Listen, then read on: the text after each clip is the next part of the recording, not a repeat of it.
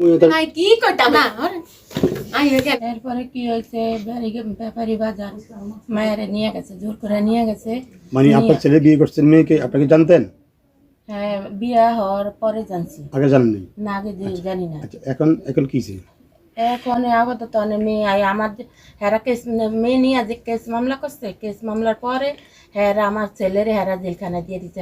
আমার ছেলে জেলখানা, আমার ছেলে জেলখানাতে আছে। অনেক মেয়ে আয়সে আমগো বাড়ি, তন মেয়ে আমগো বাড়ি, তন মেয়ে যাইতো না, যেভাবে চাইদের ছাড়ি আনতো।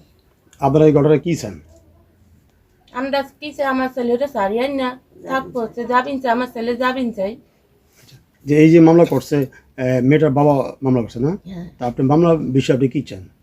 আমার ছেলের নামে মিথ্যা মামলা করছে, মিথ্যা মামলা করে আমার ছেলের জেলিতে ঢুকেছে। কিন্তু কেমনে সমাধান হয় ভালো হয়, মেয়ে ছেলে ভালোভাবে থাকে, মানে যাবিনি ছেলেরা আইনে এরকম বুঝ করে দেবে। জি, আপনার ছেলের নাম কি?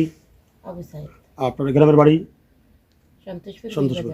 আচ্ছা, আবু সাইদের বাবার নাম কি? আব্দুল হামিদ। আপনার নাম কি? আমার নাম শাহেদা। শাহিদা বেগম। জি। জি। আপনার গ্রামের নাম সন্তোষপুর, আপনাদের উপজেলা ফরিদগঞ্জ, ফরিদগঞ্জ জেলা চাঁদপুর। জি। নাতি বিয়া করছে, আমরা জানিও না শুনিও না। জি। মাইয়ার মাই বেটাইছে, আয়া মাইয়ার মা অনেক ছিলে বিলে করছে। করোনার পরে শুনছে যে নাতি আছে ওই বেড়িগাড়ি হেন, হে আন্তনে হেতি মাইয়া হেতি জোর করে লিয়ে গেছে। নিয়া মাইয়ারে বললে হিসে দাও লইছে, মা কাটবো মারবো মিথ্যার সাক্ষী দিয়া কেস সাজা হাজাইছে। ওরা বলতে আছে যত বছর হোক, 2 মাস হোক না 3 মাস হোক, এই মাইয়া নিমুই।